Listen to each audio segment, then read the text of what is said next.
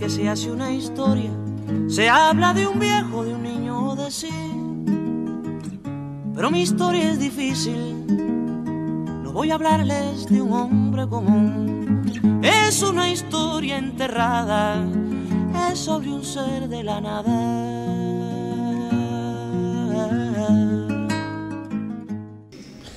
El día 4 de agosto se celebra el Día del Sacerdote y del Cura Párroco. Hoy estamos en la iglesia Nuestra Señora de Fátima de la ciudad de Frontera. Los invitamos a conocer al padre Víctor Balangero. Bueno, hoy tenemos el grato honor de estar en la vecina localidad de Frontera para entrevistar a un hombre que ha dedicado su vida al sacerdocio, a pescar hombres, como decía Jesús, y que tiene, como todo, un desperfecto, es hincha de Boca. Pero bueno, acá estamos nosotros para reivindicarlo en su vida y en su obra. Padre, muchas gracias por recibirnos. No, gracias a ustedes por venir. Un gusto estar con el Sí, por favor. Bien. Un gustazo grande. Bueno, acá está. Padre, cuéntenos de dónde nació, cómo se crió. Bien, yo nací en un pueblo muy chiquito que está Cural, que está cerquita de Sunchales, porque mis abuelos vivían ahí, mi padre y mi madre, así que nací en Tacural, el día 11 de agosto de 1943. Fuimos un tiempo a vivir a Colonia Vicha, donde hice toda mi escuela primaria, y luego con mi familia fuimos a Sunchales. Mi padre, como trabajaba en la fábrica Rotaña, entonces fuimos todos a vivir a Sunchales por cuestión laboral, ¿no? Y bueno, yo trabajé, porque yo fui de grande al seminario, 25 años tenía cuando ingresé, y estuve trabajando 10 años en esa misma empresa, la industria de Sunchales. Y bueno, he trabajado en la parroquia, ¿no es cierto?, como laico, y bueno, en un momento dado decidí, ¿no es cierto?, opté por la vocación al ministerio sacerdotal, ¿no? Tuve que dejar el trabajo, abandonar, renunciar, ¿no es cierto?, e ingresar en un momento muy difícil, el año 70, el año de la gran crisis en los seminarios, en la iglesia, ¿no? Era un momento muy violento en el país, ¿no? Entonces me costó ubicar también un lugar para poder estudiar. Estuve 2 años en el seminario de Paraná. Fui a trabajar a un barrio llamado San Agustín, que era uno de los más pobres, ¿no?, de Paraná. Eso me ayudaba mucho a mí también para ubicarme, conocer la realidad, y después con el estudio también confrontar todo eso, ¿no? Y después me fui a hacer una experiencia a Santa Fe, en Guadalupe. Vivía con el padre Truco, estudiaba por la tarde y noche en la facultad, trabajaba de mañana porque nadie me sostenía, tenía que pagarme los gastos de estudio, ¿no?, todo lo que significaba, así que por la mañana trabajaba en un colegio secundario de preceptores, tenía algunas clases, y por la tarde estudiaba. Ahí estuve unos cuantos años en Guadalupe, y tuve una experiencia de muy rica, que mientras estudiaba en Guadalupe hice una experiencia pastoral en Tostado, y eso realmente me ayudó muchísimo, porque ahí conocí a la gente, ahí también trabajaba, para ganarme la vida ahí tenía que hacer otra cosa, ahí arreglaba radios, en ese momento aparecían los transitores, así que armaba radio nueva, trabajaba en eso para solventar, ¿no?, los viajes a Santa Fe, el estudio, y me ayudó muchísimo la experiencia pastoral, ¿no? Fue una experiencia muy rica, que a mí eso me ayudó muchísimo a la formación. El estudio es necesario, fundamental, pero también mientras que se estudia uno hace una práctica pastoral, conoce a la gente, y si bien mi familia fue la primera que siempre me ayudó, los sacerdotes de la diócesis, los obispos, ¿no?, los que me ayudaron a formarme en los seminarios, mucha formación yo se la considero a los pobres, sobre todo, a la gente en general, pero justamente en ese contacto con la gente de barrio, con la gente, ¿no es cierto?, más alejada, fue cuando me ayudaron justamente a formarme, ¿no es cierto?, en una conciencia que me llevó después a tomar también en lo pastoral opciones, ¿no?, como por ejemplo en ese momento muy fuerte la opción por los pobres, debería seguir, no pasa, eso va siempre, ¿no?, pero un momento muy especial dentro de la Iglesia católica, ¿no? Sacerdote. Así que tuviste una juventud muy particular, niño, naciste en el campo, jugaste y trabajaste también en el campo con tus abuelos, con tus padres, después unos años de obrero, conocer la experiencia obrera. Yo Saber lo que trabajaba es en obrero. almacenes de ahí de Rotaña, hicimos un contacto muy fluido. En ese momento no eran mucho personal, pero 100 personas que trabajaban, ¿no?, en esa empresa. Bueno, Y entonces me ayudó también, ¿no es cierto?, a contactarme con ellos y a ver esa realidad, ¿no es cierto?, el mundo del trabajo, compartiéndolo con ellos. Una cosa es mirar desde arriba, desde afuera, de costado, una cosa es estar inserto, ¿no? Claro, una cosa es la teoría, otra cosa es la práctica, haber vivido la experiencia. Y bueno, yo me acuerdo que mi abuelo profetizó todo esto, ¿no?, porque él siempre hablaba, somos 3 hermanos, y a mí siempre me decía que iba a ser sacerdote. Mirá vos. No, dijo, no llegó a poder comprobarlo esto, a compartirlo, a vivirlo, ¿no? Y también yo me acuerdo que yo jugaba siempre a celebrar la misa. tomaba una mesita, ponía un mantel, un libro, un tarrito, ¿no? Y celebraba la misa, jugaba que celebraba la misa, ¿no? Era muy chiquito, todavía estamos ahí con los Yavich, así que todavía muchos años después opté por esta vocación, ¿no es cierto? ¿Qué debe ser para Dios, imaginándote un poco, ver que un chico juega a hacer la Eucaristía, ¿no? Qué maravilloso, ¿no? Sergio también, yo recuerdo a mi hermano de chico en esa metáfora.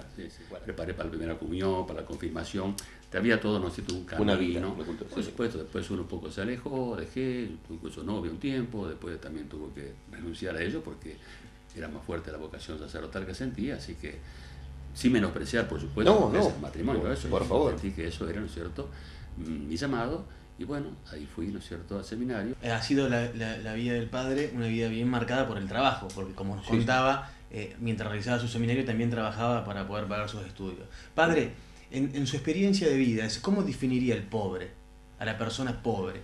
Bueno, eso está muy discutido, nosotros cada vez que hablamos de esto, ¿no es cierto?, decir, bueno, los pobres, muchos hablan, no, los pobres son también los de la pobreza espiritual, ¿no es cierto?, una pobreza, sí, la pobreza evangélica, ¿no?, pero los pobres no considera que son aquellos que no tienen lo necesario para vivir dignamente, ¿no?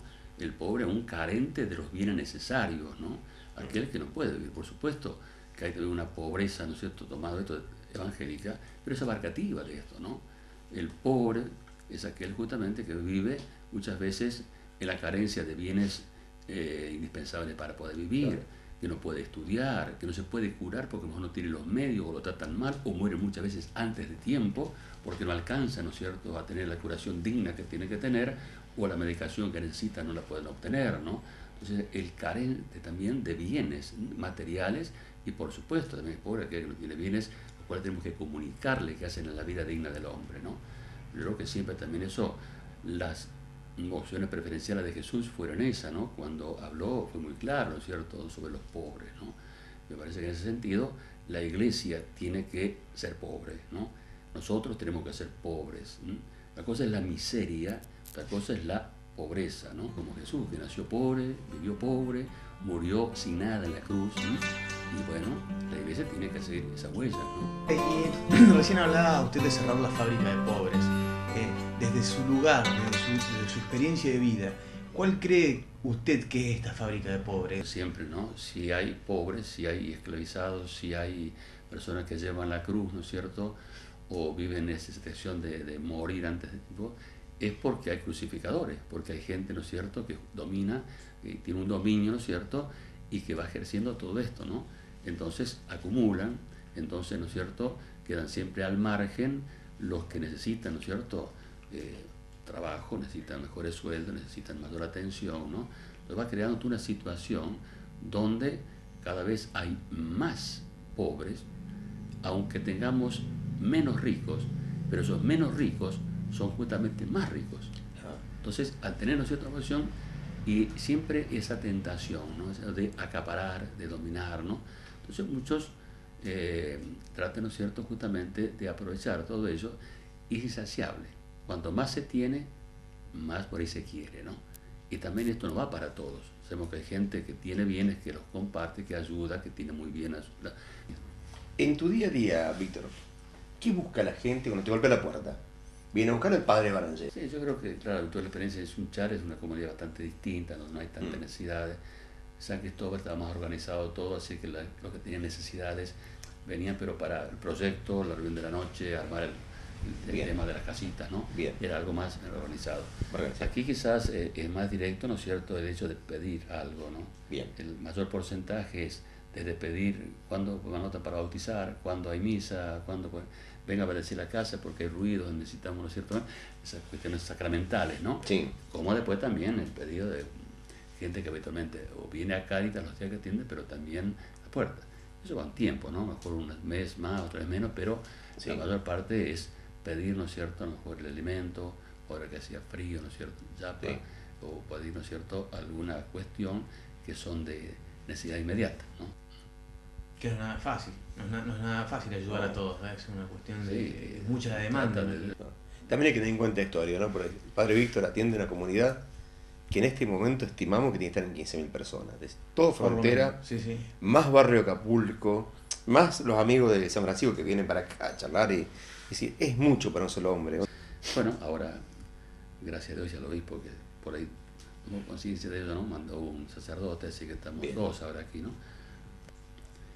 A mí me parece que acá nos cuesta bastante. Yo no sé si una experiencia de muchos años, que también tendrá que ver Cáritas, con todas sus cosas buenas, ¿no?, que ha hecho, que también tendrán que ver los gobiernos, sobre todo, con las cosas buenas que han hecho, pero me parece que le falta mucho lo que significa la cultura del trabajo, la integración en la gente, en los emprendimientos, en las cosas que podrían, ¿no es cierto?, generarse, y nos cuesta muchísimo esa integración, ¿no? Me parece que la gente está muy acostumbrada, en general y en su mayoría, a recibir cosas, y nos quedamos en el asistencialismo. ¿Qué palabras le quiere dejar a la comunidad de Frontera y de San Francisco? Porque siempre hay que ver el lema, ¿no?, de esperanza, ¿no? Porque en todo sentido, como iglesia, como pueblo, desde lo que es el gobierno, ¿no?, desde que son las instituciones, porque si no caemos, ¿no es cierto? Yo creo que hay que decir siempre las cosas, ser justos, analizar las realidades y sacar lo bueno y lo no tan bueno. Nunca marcar solamente lo negativo, sino también lo positivo, que siempre hay algo, ¿no? Lo bueno para seguir haciéndolo, lo negativo para ir cambiándolo, mejorándolo, ¿no? Pero esto tiene que ser la participación, a veces de todos, no podemos decir, pero sí de la mayoría, ¿no es cierto? Los que estamos todos podemos aportar.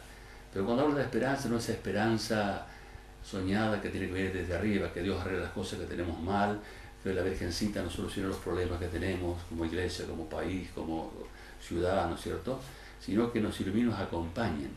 Pero los actores tenemos que ser nosotros, no pedirle a Dios lo que tenemos que hacer cada uno, ¿no? Entonces de ahí me parece trabajar una esperanza activa, una esperanza creativa, una esperanza dinámica, ¿no? No una esperanza que espera de brazos cruzados, ¿no? Que otros arreglen los problemas, que Dios solucione los problemas, ¿no? Yo creo que pensamos unos de otros, pero tenemos que poner el hombro y hacerlo entre todos, ¿no? Si no, la cosa no va a cambiar. La conversión pastoral va a quedar en unas palabritas, ¿no? Las estructuras caducas no se van a modificar como iglesia si nos ponemos a hacerlo en serio, ¿no? Entonces yo creo que siempre está esa esperanza, ¿no?, de ese reino que fundó Jesús, que Jesús nos sigue invitando a crearlo. No es un reino de poder, un reino de dominio, un reino de riqueza, ¿no? Es el reino de la verdad, de la justicia, la libertad, la paz, el amor, ¿no? Eso es lo que tenemos que construir. Y eso nos llevará al cielo si creemos, al reino eterno. Pero si no lo construimos aquí en la tierra, vamos a quedar fuera. Al cielo llegamos si antes obramos aquí lo que Jesús nos enseñó. Y es un poco una esperanza que tenemos que tener, una esperanza, como decíamos, no pasiva, no de brazos cruzados, no conformista. No se puede, como siempre. No, creo que todo se puede si fundamentalmente lo basamos esto en la virtud primera que tenemos, que es el amor. Pero eso tenemos que ir a salvarnos. Ahora estamos ahí en ese camino. Creer en que es posible, que si tenemos en cuenta esto, todo se puede, ¿no? Muchísimas gracias, padre. Vamos todos juntos a bregar por una esperanza comprometida.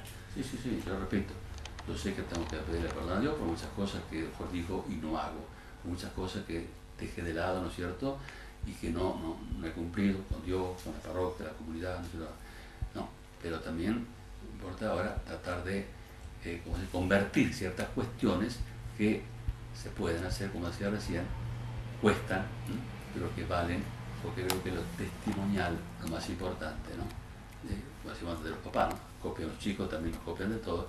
Y una cosa, hacer lo que justamente nos pide hoy concretamente. Cuando hablo de esperanzas, dice el padre Víctor, no hablo de la esperanza cómoda, que espera de brazos cruzados, sino de una esperanza creativa, jugada, activa, comprometida, no conformista. Esa es la actitud que me pide el Evangelio, y esa también es la esperanza que Dios quiere en el hombre.